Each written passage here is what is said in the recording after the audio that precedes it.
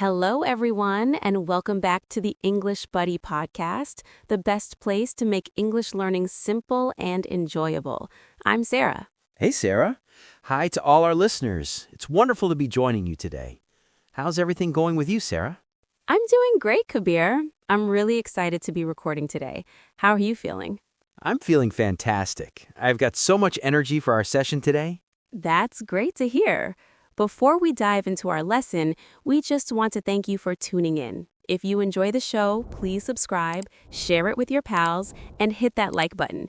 It really supports us. Definitely. Your support means the world to us. So, Sarah, what's the big topic for our episode today? We have a very practical topic today. We're going to discuss our past experiences, but we'll be focusing on a specific grammar point, the past perfect tense. Oh, the past perfect. That sounds like a big one. Is it a tough topic to learn? Not at all. It's incredibly helpful and quite easy once you grasp the concept. It basically describes an action finished before another past action. I'm ready to learn. Let's talk about our yesterday then. You start. What had happened before you came to the studio? That's a good one. Let me think. Well, I had already finished my coffee when the taxi arrived.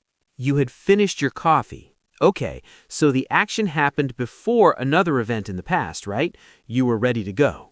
Exactly. I drank it at home, and then the taxi came later. You see, a past before the past situation. I get it now. The result is that you were prepared before the second thing happened. That makes sense. My turn. I had seen that movie twice before you recommended it. Twice? Wow. So I bet you already knew the ending when I mentioned it. Yes, that's the point. I had watched the film earlier, so when we spoke yesterday, I was already familiar with it. That's a perfect example of the tense. It definitely is. Our listeners can hear the pattern. We use had with all subjects. I, you, we, they, he, she, and it. For instance, I had started or they had arrived. And it doesn't change for the third person. For example, she had finished her task before the flight took off. Perfect. Let's keep talking about your trip last month. Kabir, had you packed your bags before the alarm went off? That's a great question. Yes, I had packed my bags the night before. I didn't want to rush in the morning. Nice. So the verb is pack and the participle is packed. This is a regular verb where we just add ed. Right, like climb becomes climbed, or cook becomes cooked. Regular verbs are simple. I had worked for 5 hours before I took a break. Same here. I had tidied the kitchen before the guests arrived. It looked great when they walked in. That's wonderful. See, there's that connection again. You cleaned up first, and then the guests came second. Exactly. But what about those irregular verbs? Like my example, I had already eaten.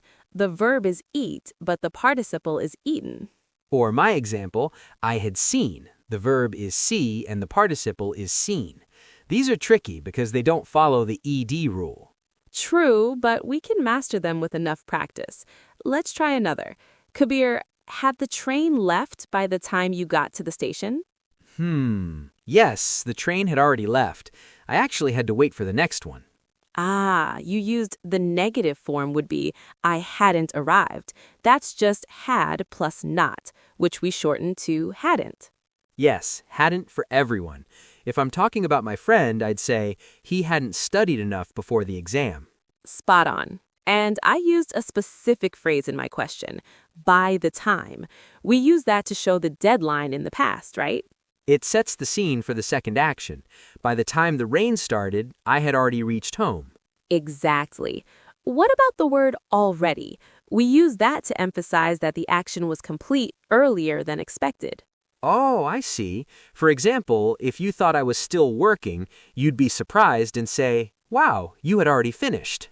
Yes, that's it. Actually, the sun had already set by the time I went for my run. The sun had already set. It must have been dark, Sarah. That's another great use of the word. Thanks, Kabir. So we use already to show completion. Now, what about the word just? Just is perfect for things that happened only a tiny moment before the second action. For instance, I had just stepped outside when it started pouring. Perfect. It happened maybe a second before the rain. Very close. My phone rang yesterday. I picked it up and could say, I had just thought about her when she called. Okay, let's keep practicing. Sarah, had you lived in London before you moved here? No, I hadn't lived in London before. I had spent most of my time in Manchester until I changed jobs. Good answer.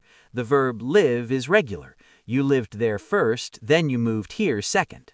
Yes, that sequence is the key. Good catch. Next one. Had you learned to drive before you bought that car? Oh, definitely. I had learned to drive years ago. It would be silly to buy a car if I hadn't passed my test. What about you? I had never visited a volcano until I went to Italy. It was a completely new experience for me. It's amazing how the past perfect naturally appears in stories. It feels so fluid. It really does. Okay, it's my turn to get questioned. Had you checked the map before we got lost on the trail? Actually, that's my question for you. Had you downloaded the directions? Yes, I had downloaded the map, but my phone battery had died before I could use it. That sounds stressful. Die is irregular, so it's had died, like he had forgotten his keys or she had lost her way. Let's hope for no more lost phones. But yes, died is the word. I had made a backup plan, Sarah. I had a paper map in my bag. You had? Oh, thanks so much, Kabir. You had saved our trip before it even got ruined. You're very welcome. And look, we survived. So my preparation happened before the problem occurred. Exactly. Let's think about school. Had you studied French at all before you went to Paris? Yes, I had studied it for 2 years, but once I arrived, I realized I had forgotten almost everything. Great. The verb forget becomes forgotten. But wait, what about been? How does that work in the past perfect? That is an excellent question. Had been often describes a state or a continuous action that happened before another past point. Okay, so if I say, I had been sick for a week before I finally went to the doctor, that works. Exactly. The illness started and continued up until the moment you saw the doctor. So it's about the duration leading up to an event. I had been at the park for an hour when it started to snow. Precisely. So for your school example, you could say, I had been a student there for a long time before I graduated. You've got it. So for our listeners, let's recap. The structure is always had plus the past participle. We use it to show which of 2 past actions happened first. I had lost my keys, so I couldn't get in when I arrived. We use just, already, before, and after to show the order of events. And it's the same for all people, no has in the past perfect. He had never seen snow until he moved to Canada. Well, our time is almost up. This has been such a helpful session. I've shared plenty of examples, and I hope our listeners feel much more confident using it now. I'm sure they do. So please, listeners, don't forget to subscribe so you never miss a lesson. Until then, take care of yourself and see you in the next episode.